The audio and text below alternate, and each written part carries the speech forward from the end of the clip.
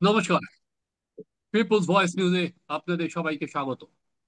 বুধবার দিন দিল্লিতে নির্বাচন কমিশনে মুখ্য সচিব এর সঙ্গে মুখ্য নির্বাচন কমিশনার সহ যে ফুল বেঞ্চের একটি বৈঠক হয়।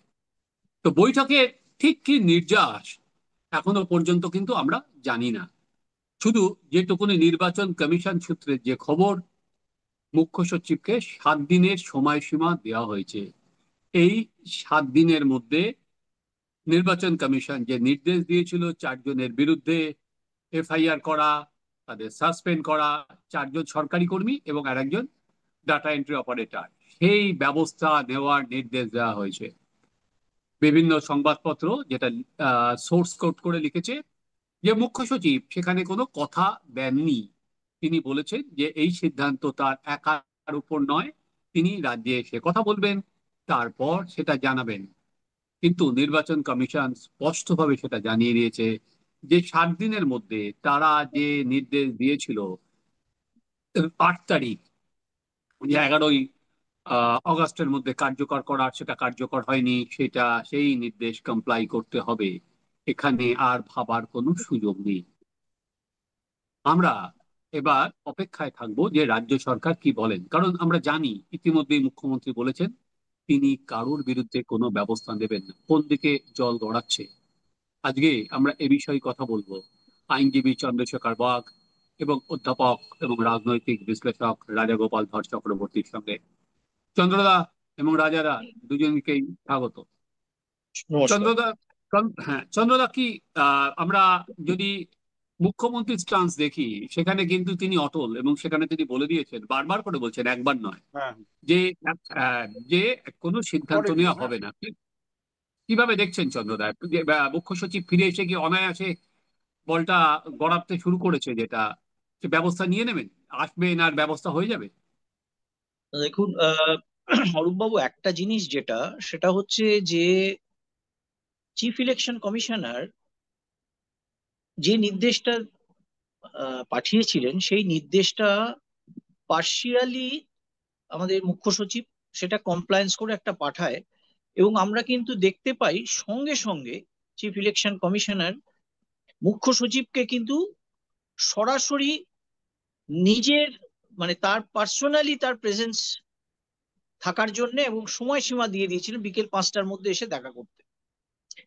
এবং আমাদের যে ফেডারেল স্ট্রাকচার, সেই ফেডারেল স্ট্রাকচারে এই কোনো সেন্ট্রাল কোনো এজেন্সি যদি তার সঙ্গে স্টেট এজেন্সির কোনো ডিস্টারবেন্স বা কোনো রকম একটা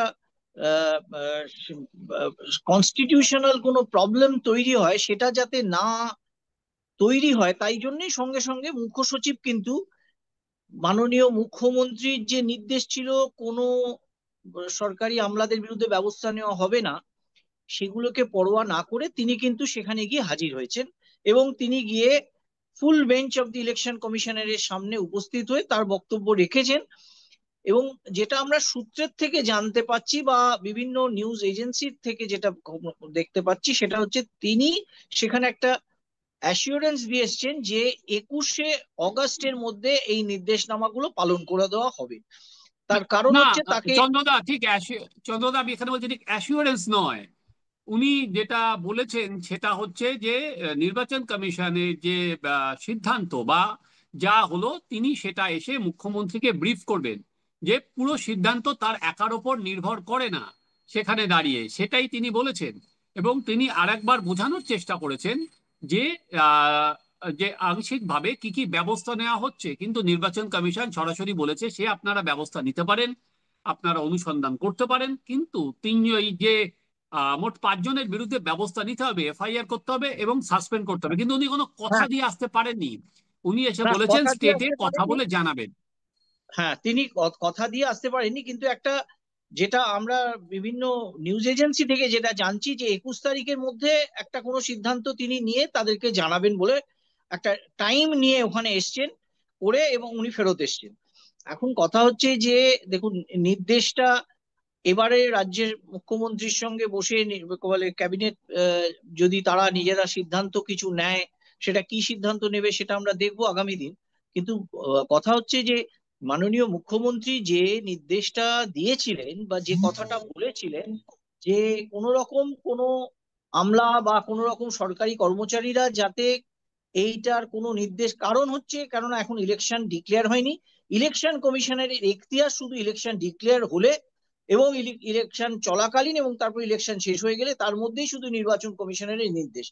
এর মধ্যে একটা জিনিস আমি বলে রাখি, সেটা হচ্ছে যে যখন গতকাল সুপ্রিম কোর্টে এই এসআইআর নিয়ে, বিহারের এসআইআর নিয়ে মামলা চলছে, সেই সময় রাজ্য সরকারের যিনি আইনজীবী ছিলেন তিনি কোর্টের কাছে উল্লেখ করেন যে গত 8ই অগাস্ট ইলেকশন কমিশনারের তরফ থেকে একটা অলরেডি লিখিত অর্ডার এসছে যে পশ্চিমবঙ্গে এসআইআর হবে, এবং সেটা কিন্তু তিনি আমাদের অনারেবল জাস্টিস সূর্যকান্ত এবং জাস্টিস জয়মাল্য বাগচির যে বেঞ্চে মামলা শুনানি চলছে সেইখানে পশ্চিমবঙ্গের বক্তব্য তোলার বলার সময় তিনি এটা পরিষ্কার বলেন যে 8 অগাস্ট অলরেডি ইলেকশন কমিশন থেকে নোটিশ অলরেডি এসে গেছে ওয়েস্ট বেঙ্গলে যে এসআইআর হচ্ছে, এবং এই যে 8ই অগাস্ট যেটা অলরেডি নির্দেশ এসছে সেই কথাটা কিন্তু গতকাল সুপ্রিম কোর্টের মাধ্যমেই আমরা জানতে পেরেছি।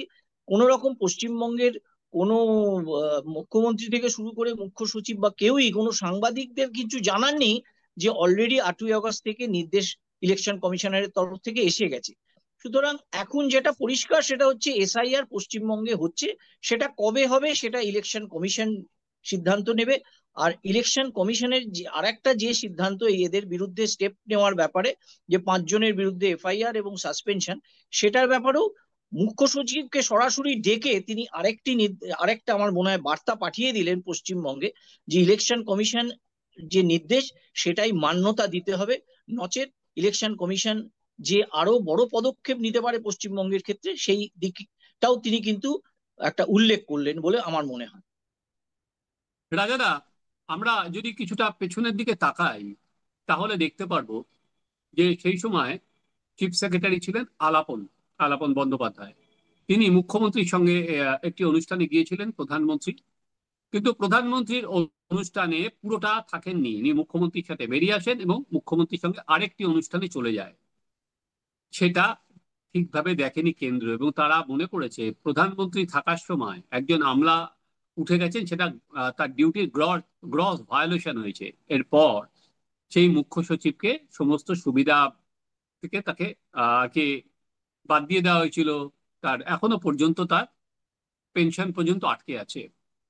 সে একইভাবে যদি কোনো সময় একদিকে হচ্ছে রাজনীতি রাজাদা, একদিকে হচ্ছে সংবিধান মেনে চলা, এই ক্ষেত্রেও কি সেই একই জিনিস আপনি দেখতে পাচ্ছেন যে, এবং শেষ পর্যন্ত কোনটা জয়ী হবে? সেই সেবার যেরকম চিফ সেক্রেটারি শাস্তির সামনে পড়েছিলেন, তো এবারও যদি ঠিকভাবে নিয়ম মেনে না চলেন, সংবিধান মেনে না চলেন, সেই একই ঘটনার পুনরাবৃত্তি হিসাবে দেখছেন, নাকি আপনার মনে হয় যে মুখ্যমন্ত্রী এবার মেনে নেবে রাজারা?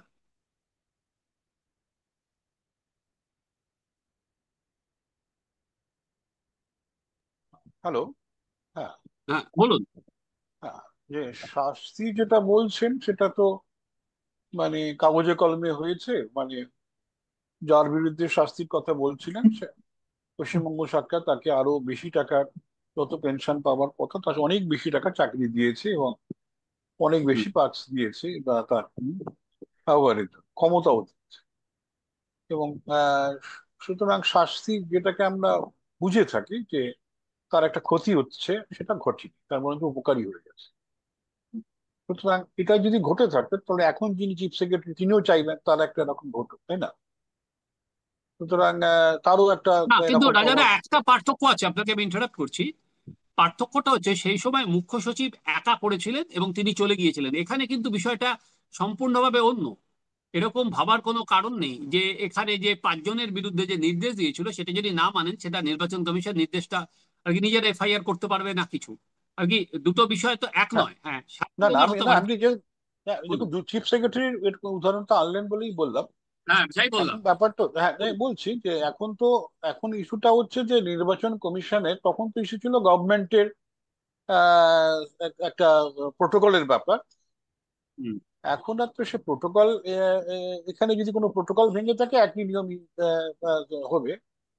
কিন্তু এখন যেটা নির্বাচন কমিশনের সঙ্গে আইনগত একটি সংস্থার সঙ্গে তার যে সমস্ত নিয়ম কানুন, যে সুষ্ঠুভাবে নির্বাচন করা যাদের দায়িত্ব, ইলেকটোরাল রোল শব্দটা কিন্তু আমাদের 324-এ পরিষ্কার বলা আছে। নির্বাচন এবং নির্বাচনের যে নির্বাচন তালিকা সেগুলো সবই বলে দেওয়া আছে। এগুলো নির্বাচন কমিশনের সুপারিনটেন্ডেন্ট কন্ট্রোল অ্যান্ড ডিরেকশন তিনটা শব্দ ব্যবহার করছে, তাতে পরিষ্কার বুঝিয়ে দিয়েছে তাদের কি ক্ষমতা।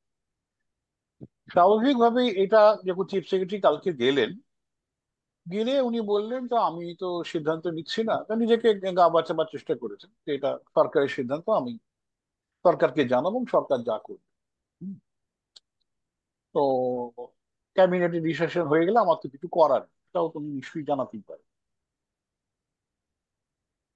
এখন এতে হয়তো ওনার হয়তো নির্বাচন কমিশন ওনাকে হয়তো শাস্তির কথা ভাবতে বা নাও ভাবতে পারে, যে উনি যদি ওনার অপারগতাটা জানিয়ে আসেন যে আমি কি করব, হ্যাঁ আমার উপরে তো এরা, এবং নির্বাচিত সরকার, এরা ক্যাবিনেট নিতেই পারে, তাতে চিফ সেক্রেটারির বক্তব্যটা হ্যাঁ কোনো কাজে আসে না, এটা বলে উনি নিজেকে রেহাই দিতে পারেন। এক প্রশ্নটা হচ্ছে কি, রাজ্য সরকার কি রেহাই পাবে, এটাই প্রশ্ন। সময় দেওয়া হয়েছে 1 সপ্তাহ, আমার মনে হয় এই সময়টা উনি নিয়েছেন কোর্ট থেকে যদি কোনো নিষেধাজ্ঞা আসে সেই ভরসাতে। কারণ এগুলো সবই পলিটিক্যাল ইতেই চলে, পলিটিক্যাল সিদ্ধান্ত অনুযায়ী চলে। যে ওনাকে বলা হয়েছে যে আপনি খালি সময় নিয়ে আসুন, হ্যাঁ, তারপর এটা আমরা দেখছি, আমরা বড় বড় উকিল দিয়ে দেবো, তাই না, তারা তারা সব না, ভয় কিন্তু পাইয়ে যে দেবে। উকিল এখনো পর্যন্ত ধরুন, হ্যাঁ, যে সুপ্রিম কোর্টে রাজ্য সরকারের যে উকিল তিনি কিন্তু বলেছিলেন যাতে পশ্চিমবঙ্গে এসআইআরটা না হয়, কিন্তু সেটা কোর্ট কিন্তু শোনেনি, বলেছে তো পরে দেখা যাবে। হ্যাঁ সেই পরে যাওয়া দেখা যায়, পরে দেখা যাওয়া মানে তো হবে, হবেই এরকম তো বলছে না, তাই না। না, এখন কিছুই বলেনি। হ্যাঁ সেই যাই হোক, সুতরাং আপনি কোর্টে কোর্টে যদি চলে গিয়ে আপনার যদি আরো ডিলে কোর্টের লোকে যায়, কিন্তু খালি যে আপনি যে ন্যায় বিচার চাইবেন না, একটা ডিলে করে দেওয়া সেটাও কিন্তু যারা কোর্টে যায় তাটাও লক্ষ্য থাকে যে ডিলে হয়ে যায়। এই ডিলে হতে হতে তখন একটা বাধ্য হয়ে যাবে, আর কিছু করা যাচ্ছে না, ভোট এসে গেছে, হ্যাঁ, এরকম একটা স্ট্র্যাটেজি সকলেরই থাকতেই পারে। এখন সময়টা পেয়ে গেছে, এখন নির্বাচন কমিশন তো সময় দিয়ে দিয়েছে। এখন কোর্টকে যদি বলে দেওয়া যায় ঠিক আছে এখনো পর্যন্ত কোয়াশি অ্যাকশন নেওয়া যাবে না, হয়ে গেল, তাই না। হ্যাঁ, সাধারণত কোর্ট এই ধরনের ক্ষেত্রে এসেই বলে হ্যাঁ এখনই কোয়াশিভ অ্যাকশন নেওয়া যাবে না যতক্ষণ না মীমাংসা হচ্ছে, এবং তারপরে পরের ডেট গুলো অনেক লম্বা লম্বা পরে, এটা আমরা জানি।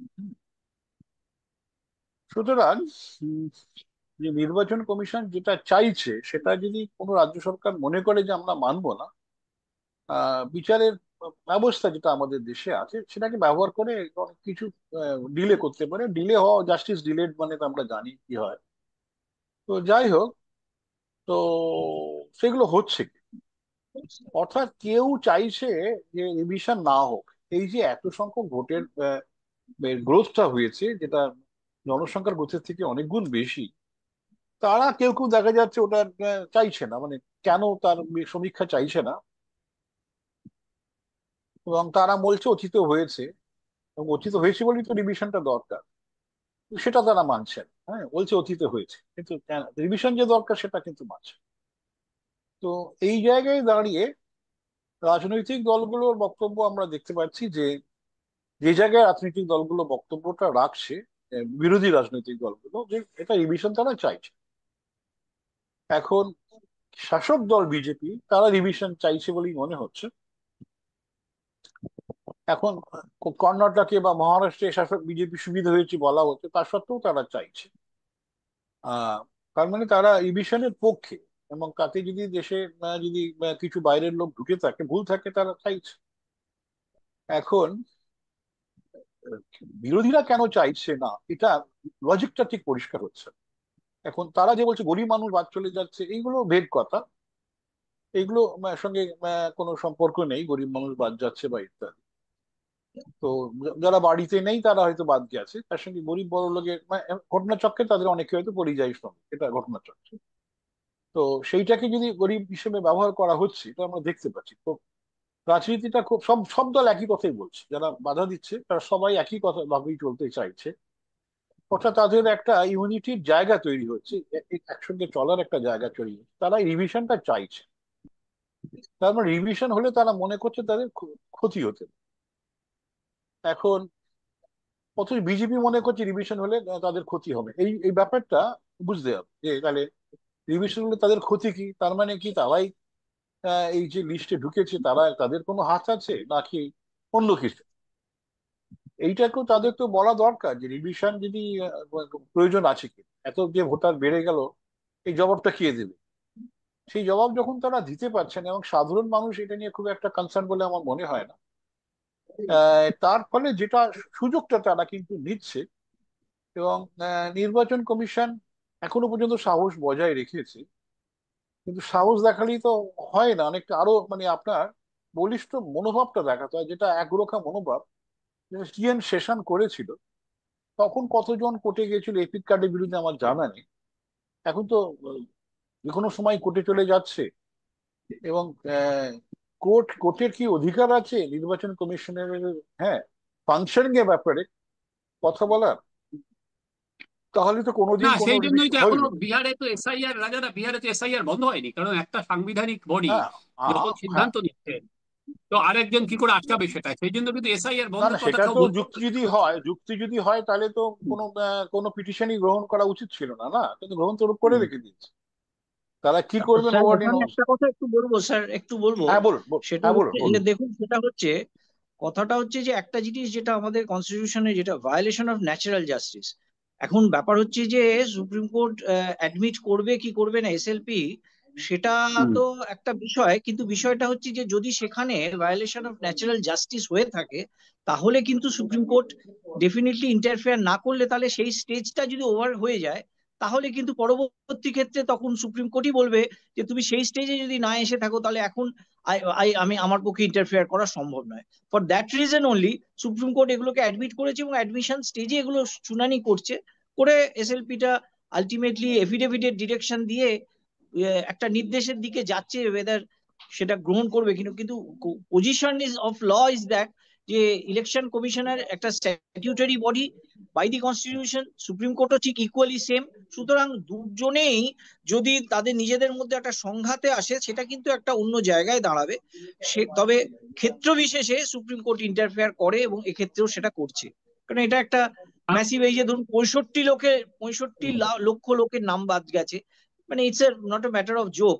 সুতরাং সুপ্রিম কোর্ট সেই সেই অর্থে সেটার ক্ষেত্রে ইন্টারফেয়ার করছে আর কি, আমার নিজের যতটুকু কিন্তু ধারণা। চন্দ্রদা, এখনো পর্যন্ত যে সুপ্রিম কোর্টে ধরুন এই যে দুদিন ধরে চলছে শুনানি, সেখানে কিন্তু এখনো পর্যন্ত আমরা দেখতে পেরেছি যে নির্বাচন কমিশন যে যুক্তিগুলো দিয়েছিল মোটামুটি সেই যুক্তিতেই মান্যতা দিচ্ছে। হ্যাঁ, অনেক সময় পর্যবেক্ষণ যেভাবে হয়, রায়টা হয়তো সেভাবে জানি না, যতক্ষণে রায়ের কপি বেরোয়। প্রথমে তো যেমন আধার কার্ড, রেশন কার্ড, এইটা নিয়ে আমি আমি সুপ্রিম কোর্টের পর্যবেক্ষণ, এবং তারপরে যেটা বললো যে পরিচয় পত্র নিয়ে যে 11টার মধ্যে মাত্র তো একটা দেখাতে হবে, সেটা তো ভোটার বান্ধব। এরকম তো নয় যে 11টার মধ্যে কোনো পরিচয় পত্রই কারোর কাছে থাকবে না, যেটা রাজাদা বলছিলেন যে কোনো পরিচয় পত্র কারোর কাছে থাকবে না। এটা হতে পারে নাকি? গ্রামের মানুষের কাছে কোনো পরিচয় পত্র নেই 11টার মধ্যে? সেটা তো হতে পারে না। তো সেই লজিকটাকে সামনে যদি আমরা রাখি রাজাদা এবং চন্দ্রদা, তাহলে কি আপনার মনে হচ্ছে না যে পশ্চিমবঙ্গে যে দেওয়াল লিখন পড়তে ভুল করছে শাসক দল, চন্দ্রদা? না, আমি একটু একটা জিনিস যেটা বলবো সেটা হচ্ছে যে ধরুন আগে কি হতো, সুপ্রিম কোর্টে হিয়ারিং হচ্ছে, সেই হিয়ারিংটা তার যখন জাজমেন্ট বা অর্ডার আসতো তখন আমরা সেটা পেতাম। এখন এই হ্যাঁ। লাইভ স্ট্রিমিং এর ফলে কোর্টের অবজারভেশন গুলো, কোর্ট একটা ধরুন কোনো যারা কৌঁসুলি রয়েছে তাদেরকে একটা অবজারভেশন করলো, সেটা কিন্তু জাজমেন্টে রিফ্লেকশন হলো না। সেই অবজারভেশনটা ধরে মিডিয়া অনেক সময় অনেকটা নিউজ করে দেয়, যার ফলে এই যে ধরুন বিভিন্ন কথাবার্তা যেগুলো কোর্টের মধ্যে হয় মামলা চলাকালীন, সেটা কিন্তু তার মানে স্পেসিফিক অর্ডারের জায়গায় নয়। সেটা একটা কোর্টের কোশ্চেনের একটা প্রশ্ন, মামলা শুনতে শুনানি করতে করতে অনেক সময় অনেক প্রশ্ন মনের মনের মধ্যে জাগে, যেটা মাননীয় বিচারপতি লয়ারদের কাছ থেকে সেটা ক্ল্যারিফিকেশন চায়। সেটা কিন্তু কোনো আলটিমেটলি অর্ডারে তার সেটার আমরা দেখতে পাই না। কিন্তু এই যে অবজারভেশন গুলো যেহেতু অলরেডি আমরা এখন দেখতে পাচ্ছি, যার ফলে এখানে একটা বাতাবরণ তৈরি হচ্ছে, কোর্ট এই কথাটা বলেছে, কেউ এই কথাটা বলেছে, এবং সেটা নিয়ে আলোচনা হচ্ছে। আসবে যখন নির্দেশটা মানে জাজমেন্ট আকারে আসবে, তখন দ্যাট ইজ অ্যাকচুয়ালি যে court, what is the observation, what is the written observation of the court. রাজাদা, ছোটবেলা থেকে হুম। আমরা একটা বাক্য শুনে শুনে বড় হয়েছি, যে কাচের ঘরে বসে ঢিল ছুটতে নেই। সেই তাই তো। তো আমরা এখানে দেখছি যে আজকে মহাদেবপুরা নিয়ে রাহুল গান্ধী যখন প্রেস মিট করলেন, তারপরে সবকটা বিরোধী রাজনৈতিক দল ভোট চুরি ভোট চুরি বলে ময়দানে নেমে গেলেন। একদিকে হচ্ছে এসআইআর বাপ আসলো, আর একদিকে হচ্ছে ভোট চুরি হচ্ছে। তারা নির্বাচন কমিশন পর্যন্ত গেলেন, যেতে পারলেন না, যাওয়ার চেষ্টা করেছিলেন 300 জন সাংসদ মিলে লোকসভা ও রাজ্যসভা। কিন্তু যে জিনিসটা ঘাড়ে এসে পড়লো রাজাদা, সেটা হচ্ছে বঙ্গেও ভোট চুরি। বিশেষ করে দেখলাম যে বিজেপির তরফে বলা হচ্ছে যে ডায়মন্ড হারবারে গত 4 বছরে 15% ভোট পড়েছে, এবং প্রতিটা বুথে আমরা জানি 90%-এর উপর ভোট পড়েছে। এবং রাজ্যের অনেক জায়গায়, যেটা আপনি বারবার বলছেন, যে ভোটার বৃদ্ধি, সেটাই কি বুঝতে পারেনি? দেওয়াল লিখনটা কি পড়তে পারছিল না নাকি? হ্যাঁ, দেখুন মানে সবাই বুঝতে পারছে যে কি ঘটছে, কিভাবে জিতেছে, সবাই তো বুঝতে পারছে। এবং যারা জিতেছে তারা বুঝতে পারছে যে যে ভোটার লিস্ট সেটাই তাদের সহায়ক হয়েছে। একটা বিরাট সংখ্যক মানুষ আছে যারা ভোটার নয়, ফিকটিশাস বা এ- এ- মানে তারা বাস্তবে এক্সিস্ট করে না। সেই ভোটগুলো, সেটা যদি একটা কনস্টিটিউন্সিতে লাখখানেক হয়ে যায়, তাহলে তো আপনি তো জিতবেনই না, সেই ভোটগুলো তো আপনি দিয়ে দিচ্ছেন।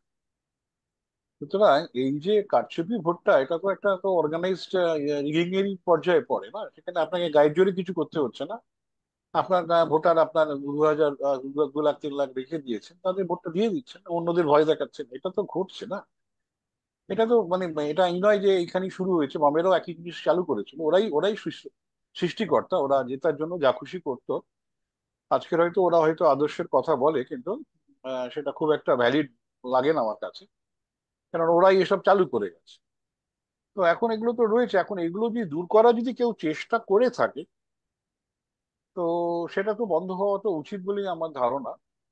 এবং না হলে নির্বাচন তো প্রহসনে গিয়ে দাঁড়াবে না, এটা তো না, আমি যেটা বললাম সবারই বোঝা রাজাদা, উচিত। স্পেসিফিক আপনার কাছে হ্যাঁ, জানতে চাইছি, দেওয়াল লিখনটা কি পড়তে পারেনি? যে আহ, নিজেদের উঠোনেও যে ফিরে আসতে পারে, সেটা কি বুঝতে পারেনি তৃণমূল?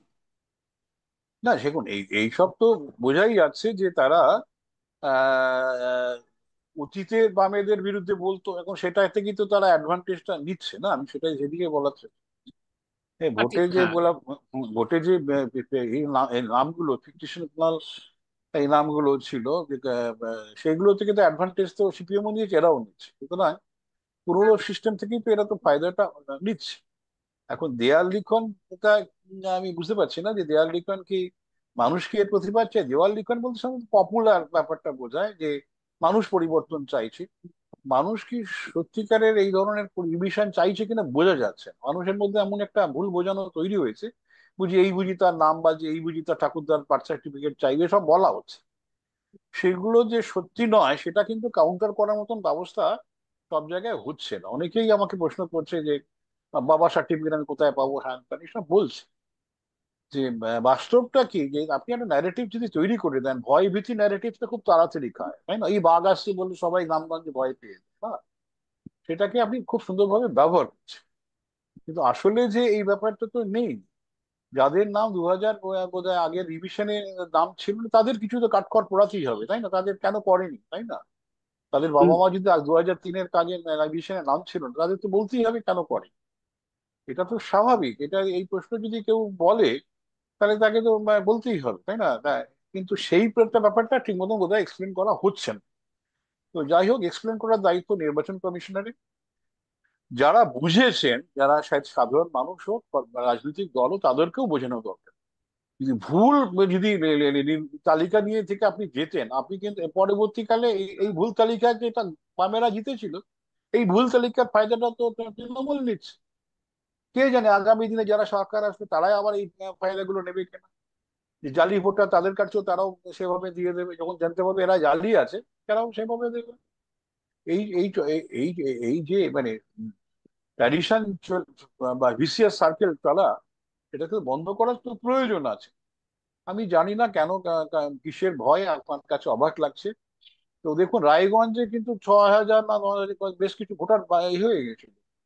হ্যাঁ, তা কালীগঞ্জে। সত্ত্বেও কিন্তু টালিগঞ্জে, হ্যাঁ, কিন্তু সেখানে কিন্তু তৃণমূলের ভোট কমেনি। তৃণমূল হুম। কেন ভয় পাচ্ছে আমি সেটা বুঝতে পারছি না, বুঝেছে? তো এটা ওদের বোঝা উচিত, যদি বুঝতে না পারে আমি আর কি করবো, ঠিক আছে?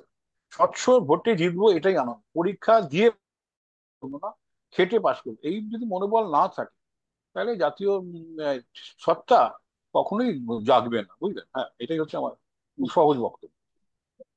আর দুজন সময় শেষ হয়ে আসছে, চন্দ্রদার রাজাদা, স্যার, দুজনের কাছে স্যার একটা কথা 10 সেকেন্ড স্যার করে। একটা কথা বলবো। হ্যাঁ, বলুন। হ্যাঁ, অভিষেক ব্যানার্জি বলেছে যে লোকসভাও ভেঙে দিয়ে, লোকসভাতেও তো এই একই মানে ভোটারের ইয়ে দিয়ে ভোটে জেতা হয়েছে, তাহলে এই লোকসভার ভোট ভেঙে দিয়ে আবার নতুন করে ভোট করে বলে সেন্ট্রালের ইলেকশন হওয়া দরকার বলে অভিষেক বন্দ্যোপাধ্যায় বলেছে। আর যে কথাটা অরূপবাবু বলছিলেন যে এই দেওয়াল লিখন, আমার মনে হয় বামফ্রন্টের না প্রমোদ দাশগুপ্ত ছিলেন, বিমান বোস ছিলেন, অনিল বিশ্বাস ছিলেন, যারা অ্যাকচুয়ালি দেওয়াল লিখনটা পড়তেন। তৃণমূলের কি কেউ আছে? আমার মনে হয় না যে দেওয়াল লিখনটা পড়ে। তৃণমূলের একটাই পোস্ট, বাকি সব ল্যাম্প পোস্ট। সুতরাং তৃণমূলের তিনি যা সিদ্ধান্ত নেবে সেটাই করতে হবে, সেটাই সিদ্ধান্ত, সেটাই ন্যায়, সেটাই যখন তিনি বলবেন অন্যায় তাহলে সেটাই অন্যায় হবে। সুতরাং তৃণমূল এইভাবে চলে না, তৃণমূল একটাই নির্দেশে চলে। এখন মুখ্য সচিবকেও তিনি যে নির্দেশ সেটাই দিয়েছিলেন, শেষ প্রশ্ন, চন্দ্রদা, যে একটাই নির্দেশ, সেই নির্দেশটা আপনি কিভাবে দেখছেন? 10 সেকেন্ড। সেই নির্দেশ 7 দিনে নির্দেশ কিভাবে দেখছেন? দেখুন সেই নির্দেশ যে মানা হয়নি, মুখ্য সচিব অলরেডি একটা পার্শিয়াল কমপ্লায়েন্স করেছে এবং তারপর মুখ্য সচিবকে ডেকে পাঠানো হয়েছিল, মুখ্য সচিব নিজে গেছেন। সুতরাং আমার কাছে মনে হয়েছে দিস ইজ দি অ্যাবসলিউটলি যে মমতা বন্দ্যোপাধ্যায়ের নির্দেশ সেটা অমান্য করেছেন। এবং আগামী দিন তিনি এই সিদ্ধান্ত নিয়ে 21 তারিখ বা যে কোনো বলে যে 7 দিন সময় নিয়েছেন, সেই 7 দিনের মধ্যে আমার মনে হয় এটা কমপ্লায়েন্স হবে। রাজাদা, আপনি কি মনে করছেন না যে এটা কি দেখুন, কমপ্লায়েন্স হবে, নাকি সাত না দিনের পর না না মুখ্যমন্ত্রী না, যেটা বলেছিলেন?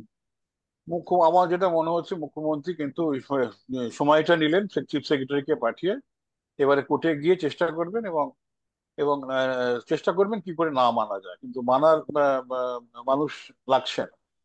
ওনার সরকারের যে বা দলের যে যেগুলো কাজকর্মগুলো হচ্ছে তাতে মানবেন বলে আইনের কাছে মাথা নত করার ব্যাপারটা মনে হচ্ছে না ওনাদের মধ্যে আছে। রাজাদা, চন্দ্রদা, একেবারেই সময় নেই সত্যি। 7 দিন পর কি আহ সিদ্ধান্ত নিচ্ছে রাজ্য সরকার, সেটা কিন্তু এখন পর্যন্ত আমরা আজকের দিনে দাঁড়িয়ে বলতে স্থিরভাবে বলতে পারছি না, যেহেতু মুখ্যমন্ত্রী ঘোষণা করে দিয়েছেন যে কারোর বিরুদ্ধে কোনো ব্যবস্থা নেওয়া হবে না। যদি ব্যবস্থা সত্যি না নেয় তাহলে কিন্তু সংঘাত আরো চরমে পৌঁছাবে। আপনারা দেখতে থাকুন আমাদের চ্যানেল সাবস্ক্রাইব করুন, আপনাদের মতামত জানান। রাজাদা, চন্দ্রদা, অসংখ্য ধন্যবাদ। নমস্কার।